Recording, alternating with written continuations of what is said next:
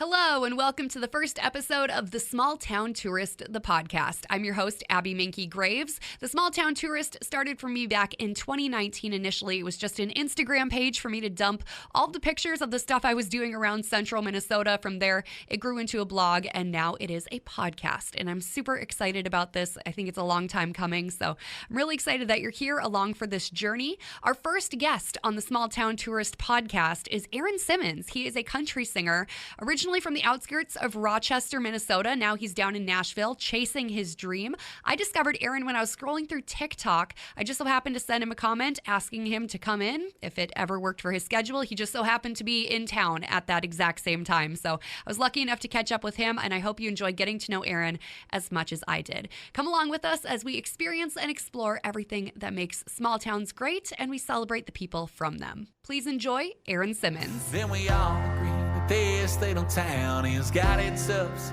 and it's got its downs, but growing up somewhere else around wouldn't beat this place. Yeah, that's my hometown. So you're doing your first podcast episode. I'm trying to vlog for YouTube for the first time today. It's a bunch of firsts. I love this. And I said, I was like, I just did an entry in the car. I was like, I'm new to the YouTube thing, trying to just show you what my day is like. Except I never do two radio stations in the same day. So this is a great way to start. This is awesome. I love it. We're in this together. That's right. Content creators, stand strong. Mm-hmm. Teamwork. Okay, let's do this.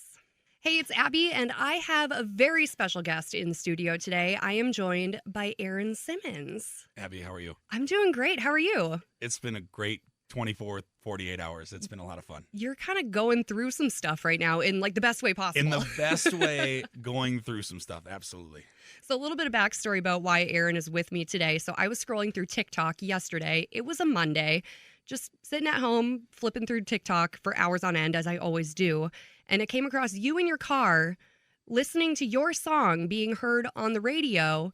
And what really caught me was that your song is called Nobody's Home in Wadena. Mm-hmm. And I'm from Long Prairie, which is a short 45-minute drive from Wadena.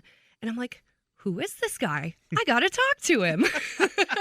Yeah, that's it's there's not a lot of songs out there about Wadena. No. And so when something pops up like that, I've been getting so many messages about it. It only came out on July 1st, and I've been getting a lot of messages about it. It's just been so cool. Yeah, no kidding. So let's dive in here to the song itself, because that's what I really want to get into. Because after I went from your TikTok, sent you a message saying, hey, if you're ever in the area, please come in. You just happened to be in the area. Yep. I went and listened to the song and literally started bawling my eyes out. It just hits so close to home. Mm-hmm. Yeah, it's, the song, for those of you that don't know, is about my grandpa who passed away in the summer of 2020. And then my step-grandma Martha, who's been in my life since 1999, moved back to Pennsylvania with her sons at the age of 88. She's actually 90 now. She's still kicking. And we went out, my dad and I and my Uncle Don went out for her surprise 90th birthday. We were scared she was gonna have a heart attack, but it was everything's good. But I went from having two grandparents in that house in Wadena where my dad grew up to zero in about 10 days. And that's kind of the heart of the story and the heart of where Nobody's Home in Wadena came from. And I really wanted to write about it, and it just I had a couple ideas here and there, and I didn't end up writing it until about 8 months later, just because I had to fully digest everything that was going on. And it's been such a cool experience. Sharing something so personal. It's a lot for a person to go through. So taking the time to really process those emotions and then turn that into a beautiful song, It's important that you took that time. Yeah, I think if I would have put something out within like the first 2 weeks, month, it would have been rough. It would have been rough to go watch, to listen back to it. Just because, you get a clearer picture when you get removed a little bit, and you can still feel the hurt, you can still feel the pain, but when you can see the bigger picture, it makes for better art, it makes for a better story, and like you said, it was the right call to wait on that. Yeah, and then I just watched the music video today as well. Our friendship is literally 24 hours old at this point, so I just watched the video, and that was actually shot at your grandparents' house, right? Yeah, from the song's concept, conceptualization to the music video being filmed was a total of like 5 weeks, and that all happened in between when the house initially sold and the house closed. So when the house initially sold, I didn't even have the idea. And like I said, I knew I wanted to write about it, and I don't know if it was divine intervention or what it was, but I was driving back I used to live in Moorhead in Fargo for 6 years, and I was driving back to my hometown, and I always bring my guitar with me, and I was 10 miles out of town, and I got the idea for Nobody's Home in Wadena. So I quick wrote it down, and then I had to wait 3 or 4 days to try to hash it out. And I wrote the song. I had a buddy of mine, Zach Thomas, help me finish it, and yeah, we sent it to my producer, and he said that this sounds good. So I enlisted the help of a guy I went to high school with, Neil Abbott. He shot the video for me on about 10 days' notice, and then we put this video together. And I actually sat on the video, on the content for 13, 14 months, just because not only did I want to be ready to write the song, I wanted to be ready to release the song, because the song was my own. It was personal, and it was my own thing for 15 months before I started really putting it out there. And I also got a chance to, I have a videography background as well. I'm a big content person, so I actually edited the video too, which I love having a hand in that piece of it as well. It just makes it feel a little bit more like mine. And I've edited all but one of my music videos, and the only one I didn't edit is because I had 40 shows last summer, and I wanted to put a music video out, so the guy who shot it actually edited as well, and it came out great. But I really like having a hand in it, which I did with Wadena. I feel that, like, when you know how to do something and do it well, it's hard to relinquish that creative freedom. Mm-hmm. Yeah, absolutely. And then when you're putting something together, when you've got all the pictures hanging that we did in the living room, the little intricacies. Oh, that's my Aunt Karen who passed away in 2013, and this is my grandma who hasn't been around since 97, and little things like that the family can recognize when they go back and watch it. Maybe not the general public, but it's kind of a love letter, and it's kind of a relic for our family now, because the house is no longer in the family. So it's just been really, really great. It's so special that you guys have that to look back on, because I mean, how many times do you think like, oh, remember what color was that kitchen, that sort of thing. Yeah, absolutely. And it's kind of funny, in Stewartville, where I grew up, we just had, through one of my other songs, That's My Hometown, that video kind of went viral, quote unquote, in my hometown, and the people who used to live in the town, who are all across the country now, we got back in touch with each other, and they just came over to our house like 2 weeks ago to come look around. And not everyone gets that. Not everyone gets that chance to go back to that house, and because we have this video, it's really cool to be able to do that. Very, very special. That's absolutely awesome. So let's dive a little deeper into where you're from and kind of your background. So you grew up in Stewartville, down by Rochester, right? Yep, just southeast Minnesota. Yep. So how many people live there? About 6,000 now, I would say. It was probably about 5,400 when I graduated. I graduated about 120, 130 people. But, a lot of people think small town is relative, and I've known people that grew up in 300 population towns in North Dakota. They wouldn't think 6,000 is small. But when you're just south of Rochester, it's a small town. And I 2013 grad, both my parents were teachers. They're retired now. And I always thought I was going to be a teacher. I went through school. I got a teacher scholarship because I was intended to be a techer. I'm still waiting on the second half of it when I start my student teaching. That's part of that scholarship. But yeah, I've been singing my whole life, and I only started playing guitar when I was 18, my senior year of high school, because I was jealous of a friend of mine who was better looking than me. He was in better shape. He had better luck with the girls, and he started playing guitar, and I was like, man, that looks cool. I can't let him have that too. So about a month later, I picked up a guitar. He gave me my first lesson. I played guitar for my senior choir solo. I was in choir and band growing up, and kind of away we went. I joined. I was a charter member of a bluegrass band, the Root River Crawdaddies, just with a bunch of neighbors, and really talented neighbors. But it was just, we would rehearse on the front porch. We'd play in the Stewartville 4th of July celebration. We had floats in the parade, and it was just so great. And it's actually the girl who played fiddle in that band, her parents lived three doors down from mine. She's still playing with me 10 years later. We were the two that were kind of like, let's try to do something a little bigger with this. And the other two actually the other three are all working at the Mayo Clinic now. So who's to say who made the better decision? But it's been really, really fun to keep playing with her, and kind of see where this has all gone in the last 9 years, I guess. Yeah, playing a few bigger stages than the 4th of July festival. Just a handful, yes. And to be able to do that with some original music too is just insane. You know, there are a lot of really, really talented cover bands in town, and we've done the cover band circuit as well. But now that we're starting to get onto some of these stages with my own original music, it's just really hard to wrap your head around, but it's so much fun.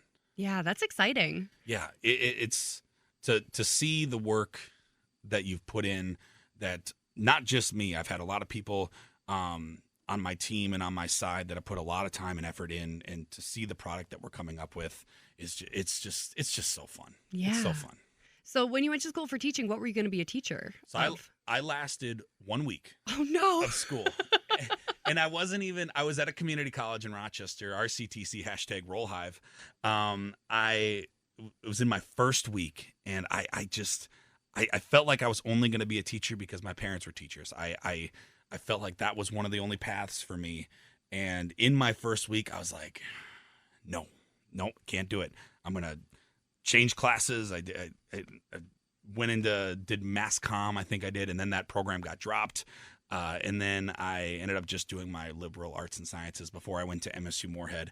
But teaching-wise, I was planning to be a high school social studies teacher. I wanted to coach. I wanted to do all that stuff. And I think personally, I know I made the right call, but I would have loved to be a teacher, but also this was the route that I was supposed to go. You can always go back and be a teacher. You can't always go back and chase your dream of being a musician. It's 100% true. Yes, absolutely. That's awesome. So MSU Moorhead, you said you lived there for a handful of years, right? Yeah, so Fargo Moorhead, I was there for about 6 years, 3 years in school at MSU Moorhead, and then 3 years out of school. I was full-time at a job as a videographer in Fargo, and I actually still work there. I'm just part-time now because I moved to Nashville in October, and they've been really, really great to work with. And in my first lunch with my boss, I was very clear. I said, when I'm on your time, I'm on your time. But when I'm not on your time, everything is music. And they've been super great to work with, super flexible. And you don't get that very often when you're chasing dreams, something that's going to take you away, hopefully, from that place that you're putting in time. It's been a really, really great marriage there. That's great. Yeah, it's not too often you can sit down with your boss, even the first week, and say, hey, I'm not going to be here forever. Don't get too attached. Right, exactly. And it's been really, really fun because, like I said, I'm a videographer as well. So I travel around the country, film a lot of ag stuff, spend a lot of time on farms. And for someone, even though he grew up in a small town, I grew up in the city. I was a city kid. And, country is relative. But to hear stories and to talk to people who are living a little more country life than I am. And I'm not trying to pander, but to be able to hear stories and just kind of see perspective, I feel like I'm a more well-rounded person. I feel like my viewpoints I'm getting a little more fine-tuned of what I truly believe, because, as you grow up, you believe what your parents believe. And then you go to college and, you pick up a whole new thing. And as you grow, you kind of figure out who you are as a person, what you want to say, especially as an artist and a songwriter, what you want to say and who you are. And being able to spend that time on the road, both for videography and for music, it's just been so beneficial to figuring out who I am. That's so cool. And, you say country's relative and you say you're a city kid, but, you do have that smaller town experience. A town of 6,000 is still a pretty small town, and you hung out in Wadena. That's not a big town either. Yeah, and I think country music, it gets a bad rap at times because a lot of people who don't like country music think it's just trucks and think it's just dirt roads and farms and Texas or the South. And, I see country music as storytelling. It's lost, just like with Wadena. It's friendship, it's family. And those are so many things that are relatable across so many different people. And that's why I love country music so much, and why, even though it's relative and even though I grew up in a small town, but in the city, I feel fully okay with where I am in country music because of all of those things. I'm a journalist by heart, I'm a journalist to my core, and I've always loved telling stories. So the fact that I ended up in music, being able to tell those stories, it really tracks. It's not that surprising in the whole picture, but it's still just kind of crazy to think about that that's the way it went. Yeah, it's not totally accidental. No, absolutely not. So you said you moved to Nashville last October. How'd you decide to make that leap? So I hadn't taken a huge shot at that time of October of 21. I'd auditioned for American Idol a couple times. I'd auditioned for The Voice and didn't really get anywhere close. And I've only wanted to take a real shot if I felt like I was good enough, if I felt like I could compete. If I went to Nashville 3 years ago, I would have been blown out of the water. And like I said, I've only been at this for 6 or 7 years. I've been playing guitar for 9. There are people who were born for this and have known that since they were 12 years old. And so I wanted to make sure that I was good enough. And by cutting my teeth, driving around northern Minnesota, North Dakota, South Dakota, Iowa, and Wisconsin, I learned so much about myself, and I was able to improve and get better. My songs got better, and my voice got better. My guitar playing got better, and I ended up putting an album out. I don't want to say I was working on an album. I took the 9 best songs that I've written from 2020, the last 3 years, and went with a studio in Rochester, and it was self-produced, self-written, and the album went to number 5 on the iTunes country charts. And I still don't really know how it happened, because it was released on a Friday, the only album, which is the day that all music gets put out, and the only album that beat me on that day on iTunes was Colter Wall, I believe it was. And the only album that came out that day that beat me was Colter Wall. And it was so eye-opening. And I've always known I've had great support in my family and in my friends, and had great support in my hometown. But outside of that, I just didn't know. And seeing those numbers and seeing that, on the first page of all those albums, seeing that, it was a very eye-opening thing that I was like, okay, maybe I do need to take a shot. And I had just signed a 12-month lease, like a month earlier, on my place in Moorhead. So I had a year to figure out how I was going to do it. And okay. I kind of decided at that moment when the album came out, I was like, I need to go. I need to give it a shot. I'm going to regret it if I don't. But the fact that I had so much of a runway to figure it out, to figure out who I was going to live with, to figure out what I was going to do when I got there, to figure out how I was going to make money while I was there. It all worked out the way it was supposed to. And I'm really glad I had that lead time, because I feel like I would be a lot less focused and a lot more fish out of water down there. I feel really good about how things are going down there. That's awesome. Mm-hmm. So what are you doing down in Nashville? So because I still have my part-time job, pays my bills, and not getting rich, but everything's paid for. So down there, even though Broadway is fun, even though Broadway's very touristy, I stay away from there. I think I've been there 6 or 7 times since I moved there 10 months ago. I only do original music down there. I write and I play songwriter rounds and network and connect. And even though Broadway is really, really fun, especially for people coming to town that don't get to be there very often, I think musicians kind of get stuck there. Not because they're not good enough to get out, because it can be really good money. Okay. So when people are playing down there, you pad your pocketbook really well if you're a good enough band. And I think it'd be fun to do that, but also my focus down there is to push my original music. And I've been playing covers up north, for 6 or 7 years, and I have no problem playing covers. I still come up and do acoustic shows, and we've done full band street dances, and I've got no problem doing it up here. But down there, when so many people are playing covers, my ticket, if I've got one, is with my original music. And so it's really great. I've played the listening room down there. I've played an open mic at the Bluebird. I've auditioned at the Bluebird. I played just anywhere they'll take me with original music, and it feels like it's going well. I feel like the songs that we're writing are better than they were when I moved there, and it's fun to look back of where we were 3 years ago and what might happen in the next 3 years or the 3 years after that. And so it's been great. That's so awesome. I'm so happy that you're taking the approach of like, I know what I'm good at, I know what I'm capable of, but I want to push myself to do more. I want to do better. I know what I want for my career, and I'm going for it. Yeah, and it's this weird mentality. My roommate's from Big Lake, Andrew McFarland, and he's my lead guitarist, and we've been playing together for a few years. And he just graduated from MSUM, and it was just a perfect marriage of timing and going down there. I said, where do you want to go? He's like, I kind of want to go to Nashville. I was like, I kind of want to go to Nashville too. So we moved together, and we picked up another singer-songwriter from Michigan to join us. But we talk all the time about. So I've got this weird mentality that I've picked up that I've been using in job interviews that it's weird. So I don't know if you're a fan of How I Met Your Mother, but there's a character in the show who's actually the mother, gets asked at some point in the show, is said, what do you want to do with your life? And she goes, I believe she said, I want to end world hunger. And the guy goes, great. Now every decision that you make from here on out is in service of that.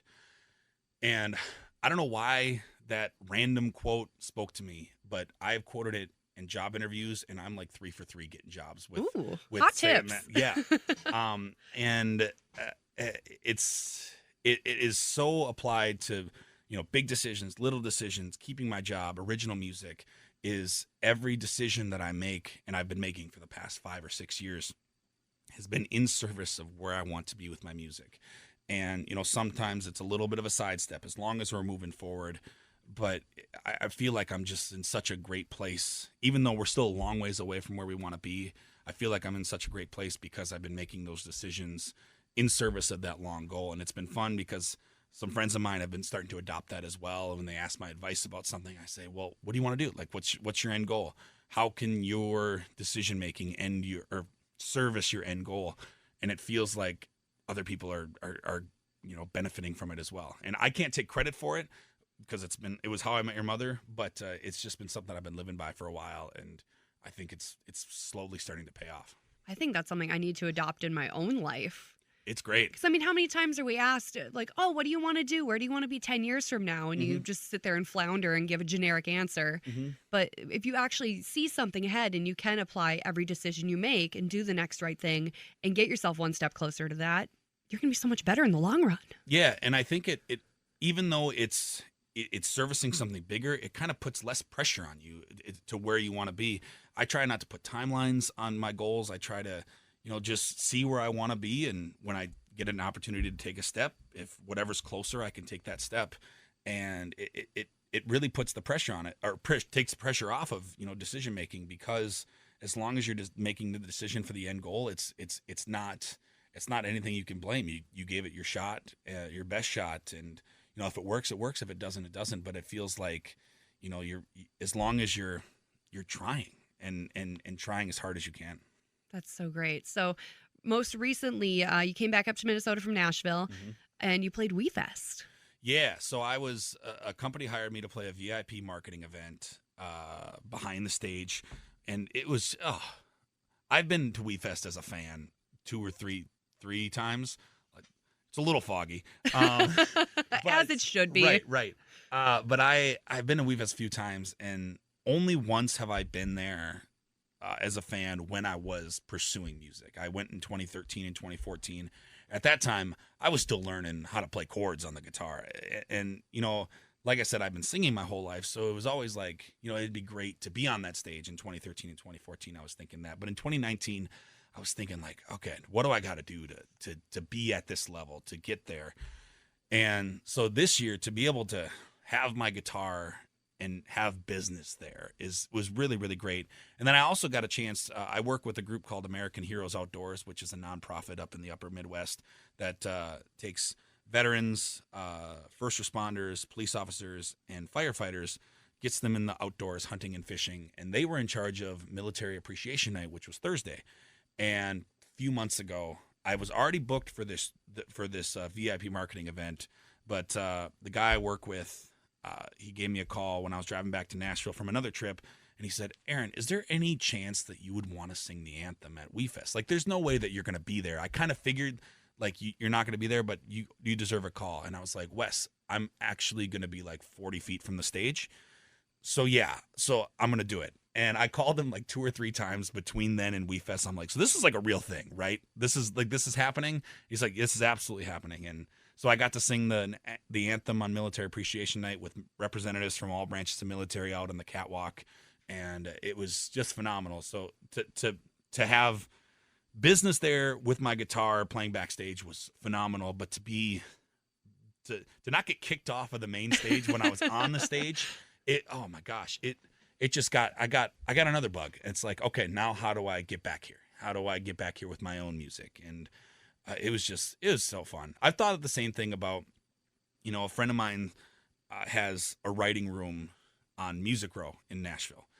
And to be able to write there where all the big names are, all the big companies are, to be able to walk around and have your guitar and to have business there. It's just such an insane feeling when you think about where things have been and where you started.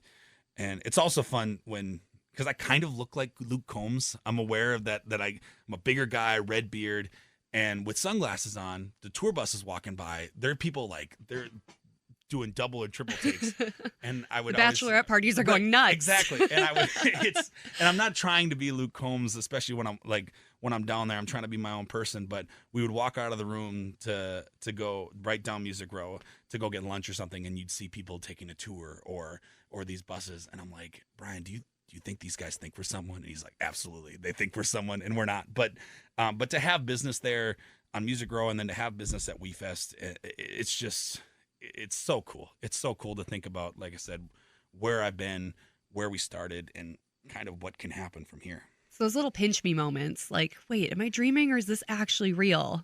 Yeah, especially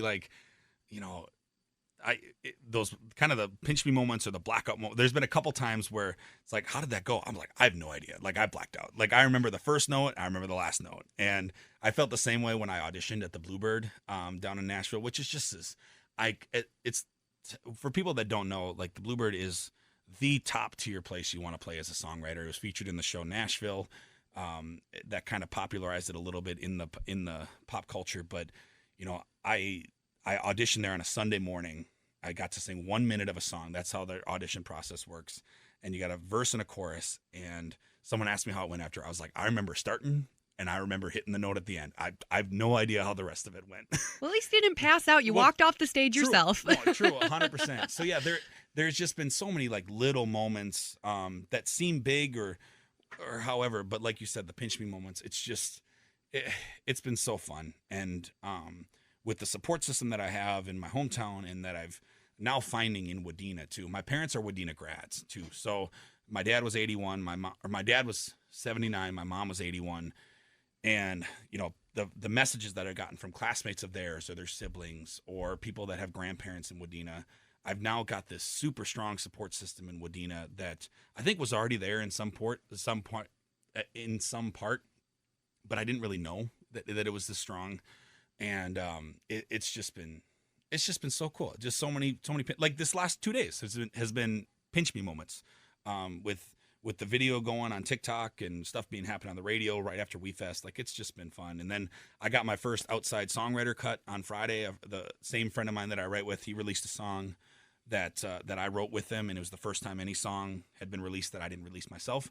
So that was another thing that it's just been crazy. It's not every week is like this.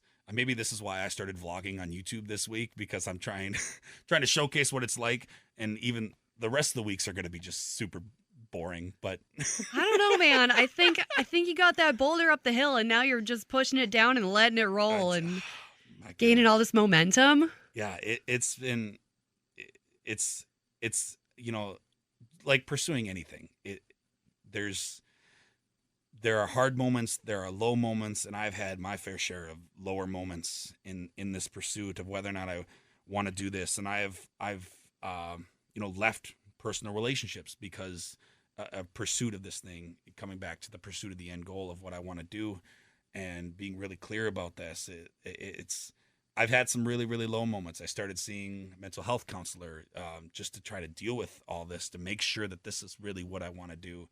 And every pursuit, it's got the hills and it's got the valleys, and this for sure feels like a hill. There's no denying that. But knowing that it came out of a valley is really cool. Yeah, I love that you're open about seeing someone about your mental health, because that's so important. And I feel like people can be ashamed about like being in a rough spot, but the fact that you're willing to be open and honest, like, yeah, I need help. I want to make sure that I'm on the right path. Yeah, it's important. Yeah, absolutely. And I think overall, with the stigma, everyone knows about the stigma of mental, even though everyone knows there still is a stigma about mental health. But I think even in men too, it's just something that isn't talked about enough with guys. It's about, everyone says man up and do all these things. And I've heard that, different times in my life, and that's kind of how I always felt. And, I know I haven't been the best partner with people with mental health, and that was before I had my own issues. And it's just, you walk around with a cast and everyone knows that something's going on, but when it's your mind, it's kind of harder to wrap your head around if it's not happening to you.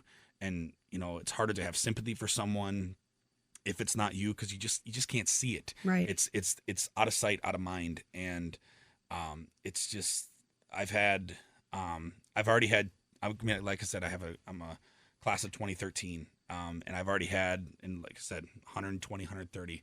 I think I've already had 3 or 4 of my classmates who have already succumbed to their mental health, and that's 3 or 4 too many. And it's something that,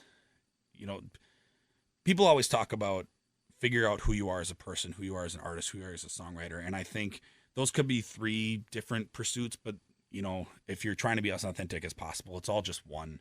And one of the things that I really, really am trying to stand for and be open about is, my struggles with mental health, and how I've had those valleys. And I've had the valleys with my career, and I've had the valleys just personally.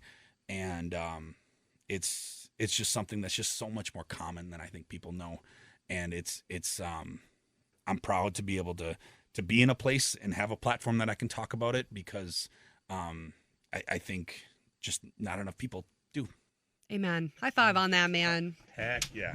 Proud of you. You're doing great. Thank you. Thanks, 24-hour friend. Yeah. Yeah, as I mentioned, this is very fresh friendships. Mm-hmm. We're like diving deep right away. That's right. But I'm so glad this is happening, and I'm so happy for just the success you've seen on TikTok. You were telling me that you're part of the Creator Fund, and you left, and now you're back. You've had quite the ride on TikTok. Yeah, I joined TikTok like most people did early parts of the pandemic. I saw people go viral with their songs, and this right when I was putting the album out, and I saw people going viral with their songs, and I was like, this is gonna happen to me. This is 2 years ago, but this is gonna happen to me. And I posted a couple things, nothing. And I don't want to say I gave up, but I didn't think that the music aspect of TikTok was going to be a route for me. And I just kind of kept at it, did a couple dances that were simple enough that I could do. And but one of the things about me is, if there's something to be done, I do it 110%. And sometimes, like in high school gym class, that would mean someone got hit in the face with a dodgeball. I just go at things 110%. And so when I did some dances on TikTok, I was just so in it, and people resonated with it. So I got a little bit of traction. But then you kind of mentioned off the air that the only time you go viral or your videos get any traction, it's about farming. It's about cornfields. It's been cornfields. I can only go viral for cornfields. It's always around the 4th of July when I do something about knee high by 4th of July. For whatever reason, hundreds of thousands of views. Anything else? Mm-hmm. Yeah. So I really thought that it was just going to be dancing, and it was going to be what it was. And then I was starting to run out of dances that I knew how to do. So I was really trying to pivot and get into music. So I would do some covers. I would sing some originals, and just nothing. But then the beginning of 2021, it was kind of a New Year's resolution that I said, I'm going to post a TikTok once a day, but I need something repeatable that I can do every single day that people could hopefully come back to. It's short, it's whatever. I started singing the first song I hear on the radio. And I would turn the radio on, get in the car, and when it went to commercial break or whatever, I would just start the video and then hopefully time it out right and sing the song. And I think day 7 was the first video that really took off. It probably 140,000 views. It was Shania Twain, Man, I Feel Like a Woman, and I was so excited, I forgot the words. Oh, no. Mm-hmm. And so... And I think that's part of the reason why it took off, because all these mad people in the comments were like, "Forget Shania Twain." Don't upset the Shania stans. I know, for real. But that was kind of the start of it. And then I think I did like 70 days in a row. I think I did, and then I think I totally got to 80 or 100 days, and then I got busy last summer. So I'm trying to come back to it now and post 1-2 times a day. I'm trying to sing more stuff on the radio. Got Sirius XM, so I have a finite. I listen to Y2 Country on Sirius XM because I know wherever I'm going to be, it's the same pool of songs. Yes. That I'm like, okay, and all these songs have been out for 10 years, so I'm not going to get some new song that I'm not going to know the words to. And so it's just been really fun. And then also, this is kind of like my fun party trick. It's not a trick, but this is my little fun fact. Shania Twain follows, I think it's in the double digits, but last I checked, it was like 34, 35 people on TikTok, and she follows me. No. I swear. And I'm so terrified because I think I would be more bummed than I was excited if she unfollows me on TikTok. So I'm like so nervous with my content at times, like I won't post. Gotta impress Shania. Right, exactly. And yes, and she's gonna say that don't impress me much, and then she's gonna kick me off. No, but yeah, it's just weird because it's like 34 verified accounts, and then Aaron Simmons music. Oh my gosh! So she joined TikTok after that, the TikTok of me singing Shania, kind of singing Shania, and. Like I don't know how it happened, and she followed me first.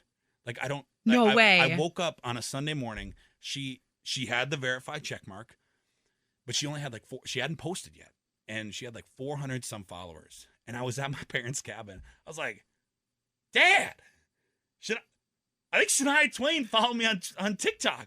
No way. I go over and we're looking at it, and I'm sending it to some friends of mine, and I'm like, I think this is legit. And then she started posting, and sure enough, it's her account, and it still just blows me away that it happened, and I can figure out how it happened because when you join TikTok, if someone like Shania Twain, she probably searched hashtag Shania Twain, and my video was in the top 12. Right.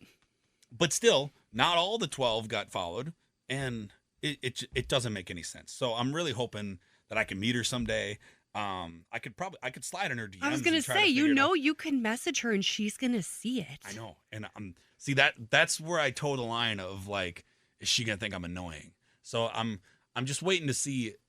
I'm gonna give her like a hopefully if I get to meet her at some point, that's my icebreaker. Yeah. It's like, hey, you don't really know me, but you follow me on TikTok, so can we get a picture or something like that? But want to collab? Let's write a song together. Yeah, I can wear cheetah print. That's right. And yeah, so that the whole TikTok thing has just been so fun, and I've seen musicians and other people than musicians, but just for my own niche, it's like I've seen other musicians, their lives have been changed because of TikTok and the community, and I've really feel like I'm kind of getting this really strong and passionate, little community. I don't want to even call it a fan base. And I get kind of weirded out when people say that they're my friends and things like that. All my friends are following me, but it really does feel like a community that we're building. And I try to go live quite a bit and talk to people and really just feel like people are invested in this and can help build this up. I've got people in Ohio, I've got people in Washington, I've got people in Texas that are just, they'll comment on everything, and they're not even in a weird way. They're just so about this community and building it up to wherever it ends up. And it's been so fun. I've never had any success like that on any social media, and I've got really strong communities on Facebook and Instagram, but the numbers on TikTok, it's just it's crazy. And I've been getting, especially with Wadena, like I said, it's probably over 200,000 views now because it was at like 198 when I got here. And the messages that I've gotten from people about the song, I've gotten 1,000 new streams on Spotify in the last 24 hours, which is crazy. That it had 500 at the beginning of all this, and just hearing about people's grandparents. A guy messaged me today, and he said, "You don't know me, I don't know you, but you showed up on my For You. Grandma died in April. My grandpa died today." Oh. And he said, "Your song has been on repeat, and it has been truly touching our family." And it will never be for granted. I'll never take it for granted how special it is to be able to share such a personal side of me, and be able to put that through music, because the messages I've gotten, and that's probably been the most like gut-wrenching one, but I've gotten so many about, someone messaged me and said that their parents lived in Wadena, and mom died in 2011, dad died in 2015, and I remember sitting in the airport in Minneapolis about to fly away with nobody else in Wadena, and said that I'll probably never come back, or I might not come back, and they said that your song has done something for me, and to those things, and it's just it's such a, like, you don't do it for that, but you do, like that's why I don't write the songs for that, but it's the reason I share them, is because I have felt connected to different songs from different artists throughout my life, and I'm sure you have as well, and to be able to have that song that people can connect with and can help heal or laugh or do whatever that's going to pull them out of whatever they're going through. It's just such a privilege, and I do not for 1 second take it for granted. It's what you created with that song. It's so incredibly special because, I mean, who hasn't felt the loss of, be it a parent, a grandparent in their life, and then they're just gone, and it's a place you never go back to. Like, I'm probably going to start crying here talking about it. But when I first listened to your song, so I lost my grandma when I was in 6th grade, and my grandpa, gosh, this was years ago, and I'm still welling up. But he died right after my senior year of high school. And I remember, like, when I listened to your song, I just remember standing in their house, cleaning out all their stuff with all my cousins. And I'm like, we were all together. Thank goodness. I have a very close-knit family, but it's like, I remember what it's like going through all those memories. And it's just so incredibly special what you created. So thank you for doing that. And thank you for sharing it. And thank you for letting me cry in front of you for only knowing each other for 24 hours. Oh my God. That's just the beautiful thing about, music in general, but I mean, art in general, is the ability to, even though things are different, to be able to, bring you through these experiences and bring you back. And, the thing about Wadena, with the song Nobody's Home in Wadena, I always just call it Wadena. But the thing about that song is, even though your grandparents may not have been 84 years old, the grandparents or your grandpa maybe not had hearing problems and vision problems, and even though he still would try to find his way to the casino when he could, it's just the grandparent relationship is I think one of the most special. The grandparent-grandkid relationship is just one of the most special, because it's like your parents that don't get mad at you. Exactly. And it's so unconditional, and it's just such a blessing. And my mom's parents are also live in Wadena, and they're both still around. So I try to, whenever I can, try to see them. And I actually saw him this morning. I saw him yesterday. And because now that I live in Nashville, I try to, every time I come to town, and it's the same thing. And it's just, especially now that the song is out, and I'm a little older now, and I don't think in 2016, when I lived in Wadena and we had those great experiences with my grandpa and with my step grandma, I don't really fully think that I grasped how important it was, or how, consequential it would be in my life. And now that, like I said, I'm a little older, I'm a little more experienced in life, and now that I've seen what this song has done for me and for other people, like, there's not a second that I don't cherish the time with my grandparents, because they're the only two I got left, and I will go see them every time that I can. And I know I do it for two reasons. One, because, like, I love it. I love going to see them. And but for the second reason is I do it because I know that they love when people that they love come around. It's just like anyone. When you see people that you care about, and when we say that the grandparent-grandkid relationship is unconditional, like, there's no grandkid that they don't want to see. And when people come around, they just love it. And I know how much it meant to my grandpa and Martha when I would go over there all the time, and when I would call them.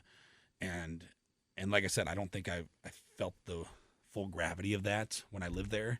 And maybe even before he died, I don't know if I ever fully grasped that, but it's not something that I will ever forget. And that's I'm living now. Yeah, I just got to talk to my grandparents today at noon. It's my birthday, so my grandma called me. Happy birthday. Thank you. So my grandma called me, and while she called me, I was actually on the phone with my mom, who's calling me to wish me happy birthday. But while I was on the phone with my mom, my grandma actually left me a voicemail, and my grandpa's like yelling in the background, "Happy birthday!" And like, so I'd saved that. I'm like, I'm going to treasure this forever. 100%. Then I hang up with my mom and call them and talk to them for half an hour, but Yeah. it's still very special. 100%. Yeah, it's just that relationship is just it's so good, and it's so special, and it's really tough too, because I mean, my grandpa said just yesterday, he said, "Father Time waits for no one."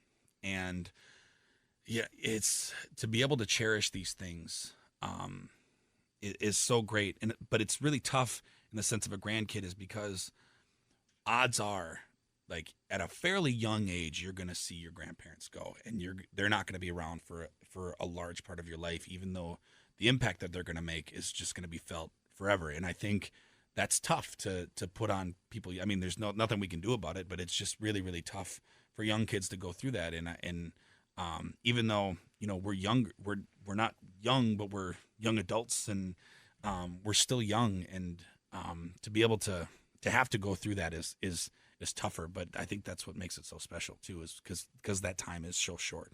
I couldn't agree more. Well, that kind of brings us full circle to where we started with Nobody's Home Wadena. I just want to say thank you so much for carving out some time to hang out with me today. Absolutely. This was so fun. And I think even though we've been 24-hour friends, I kind of feel like we're going to be friends past 24 hours. This was I really hope so. This was awesome. Thank you for having me. Yeah, real. Thank you so much. Where can people find you online? All social medias at Aaron Simmons Music. There are 2 A's in Aaron, 2 M's in Simmons. And when I'm at my shows, I like to say there are 2 non-successive S's as well. And so Aaron Simmons Music everywhere, TikTok, Instagram, my website, aaronsimmonsmusic.com. You can find it on Facebook. And then searching my music, wherever you listen to music, whether that's YouTube, iTunes, Apple Music, Spotify, Amazon, anywhere. Just search Aaron Simmons. You'll find whatever you need. I've got, I think I got 3 or 4 music videos out there. You can find Wadena. I've got a lyric video in case, you don't catch all the words. It's got a lyric video. And just if you like the song, send me a message. If you like any of my stuff, just let me know, because it's such a gift to be able to do this and to share different pieces of me through music. And it means the world to me when people can connect with it. Like, so many people have been connecting with Wadena in the last month, and really the last week and 24 hours. It's just been so great. I'm so excited to see where it goes from here. I appreciate it. Thank you very much. Thanks, Aaron. Thank you. Thanks for listening to the Small Town Tourist Podcast. I'm your host, Abby Minky Graves. Our theme song is That's My Hometown by Aaron Simmons. You can find him online, aaronsimmonsmusic.com, and wherever you stream music. Be sure to check out the blog, thesmalltowntourist.com, and follow on Instagram at thesmalltowntourist.